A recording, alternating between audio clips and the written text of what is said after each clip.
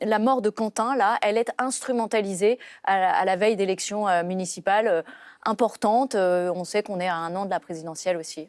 Non, je ne pense pas qu'elle soit instrumentalisée, parce que ce qui s'est passé est quand même excessivement grave.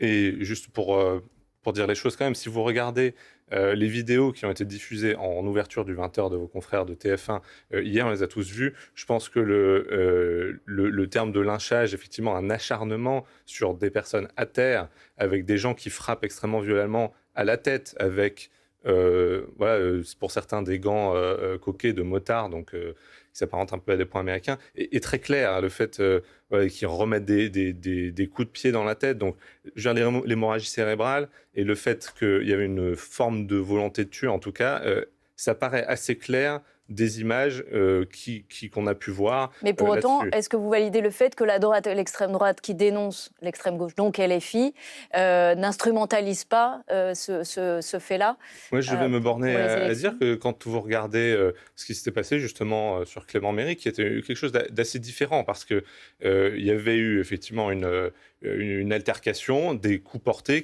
l'enquête l'avait démontré, moins de 10 secondes, la tête avait porté sur un panneau de signalisation, et c'est ça qui avait conduit à la mort. Malgré cela, le ministre de l'Intérieur de l'époque, Manuel Valls, avait tout de suite mis en cause l'extrême droite, et les conséquences avaient été immédiates avec la dissolution de 3 groupes d'extrême droite, y compris certains qui n'avaient strictement rien à voir là-dedans. On l'a bien rappelé. Donc, je trouve que il y a une forme ici, notamment à gauche, en disant oui, il faut l'extrême prudence, on ne sait pas encore ce qui s'est passé, etc. Et il faut faire preuve de retenue dans les conséquences. Vous dites qu'il y a deux poids, deux mesures dans le traitement de l'ultra-droite et de mesures. l'ultra-gauche. Voilà, c'est-à-dire qu'ici, on a la jeune garde qui a été dissoute, mais il n'y a encore pas. C'était le 11 février, il y avait LFI qui revenait à la charge en disant il ne faut pas que ce soit dissous. Sur les liens. Il y avait un recours au Conseil d'État. Et parce qu'il y a exactement, parce qu'il y a un recours au Conseil d'État, donc ça, le Conseil d'État d'ailleurs, qui a été reporté.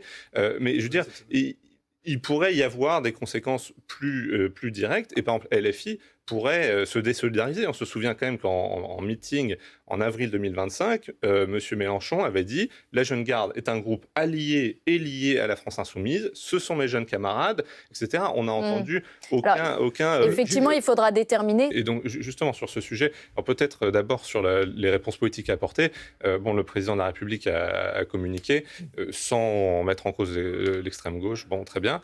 Mais peut-être qu'il devrait faire appel à toutes les forces politiques. Calme, hein. Oui, en appelant au calme, mais peut-être qu'il devrait réunir toutes les forces politiques pour qu'il y ait une forme de refus collectif très clair de toutes les forces politiques, de clarification que personne ne tolère la violence politique. Parce que là, on est en Éric Coquerel, dans le son qu'on a passé il y a quelques instants, condamne immédiatement la violence politique. Oui, bien sûr, mais sans reconnaître aussi une certaine forme de responsabilité. Vous l'avez dit, quand même, LFI souffle sur certaines braises de manière régulière. Donc, bon, c'est là où le chef de l'État, ça pourrait être son rôle de dire on ne peut pas à la fois condamner les violences fermement. Pardon, vous parlez d'une responsabilité. Si vous êtes d'accord avec cette dénomination extrême-gauche ? Alors oui, sur le fait que LFI soit d'extrême gauche, effectivement, je pense que ça ne fait de doute pour personne. D'ailleurs, les Français ne s'y trompent pas, à peu près 3/4 le disent. Il y en a même. Ça ne fait de doute pour personne, encore une fois, sauf tout un tas de spécialistes du sujet, qui peuvent parler de gauche radicale, qui peuvent pointer un danger, mais pour autant, c'est pas un terme consensuel. C'est pas vrai de dire que c'est un terme consensuel.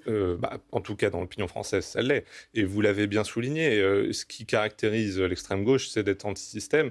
Je ne sais pas aujourd'hui quel parti à gauche est plus anti-système que LFI. L'extrême gauche ne reconnaît pas le pouvoir des élections, ce qui n'est pas le cas de la France Insoumise, pour ne prendre qu'un exemple. Oui, d'accord, mais là, peut-être qu'on peut se dire qu'il y a eu un certain progrès depuis des siècles. Les définitions, elles sont quand même un petit peu codifiées là-dessus. Juste, pardon, de vous interrompre, mais donc dans ce cas-là, l'extrême droite n'est pas d'extrême droite non plus. C'est ça. Enfin, il y a un côté, il faut savoir raison garder. Oui, mais le deux poids, deux mesures, c'est pas le sujet. Le ministre de l'Intérieur a justifié la classification en disant ils n'ont pas voulu aller au rendez-vous à Matignon. Non, mais ça, c'était ridicule, je suis d'accord avec vous. Oui, c'est ça. C'était une excessivement mauvaise justification de la part de M. Nunez, parce que justement, il y a tout un autre faisceau de choses.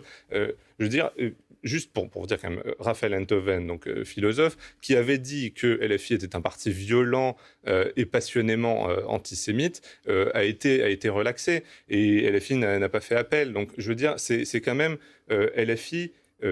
la violence, elle est là, même aussi verbalement. Le fait que vouloir avoir par la rue ce qu'ils n'ont pas eu dans les urnes, ils l'ont répété à de très nombreuses reprises.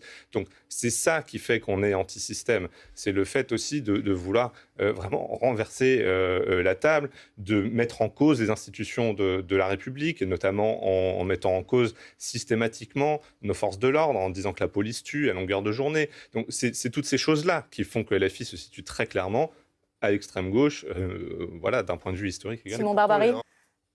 Je ne sais pas si on peut vraiment dire ça, mais ce qui est certain, c'est qu'aujourd'hui, effectivement, on retourne probablement à une forme de quadripartisme qu'il y avait en 2017, avec 4 candidats, quasiment égalité à 20% au premier tour. C'est ce qu'on peut voir. Alors, à voir comment, en fonction des blocs, hein, bien sûr, à voir comment la gauche social-démocrate s'organisera pour essayer de pouvoir exister face une forme de rouleau compresseur qui est quand même Jean-Luc Mélenchon en campagne. Et de la même manière, ici, il y a donc une discussion sur comment est-ce que la droite et le centre pourraient s'organiser pour faire face à leur propre rouleau compresseur qui est le Rassemblement national qui aujourd'hui domine quand même assez fortement l'espace politique.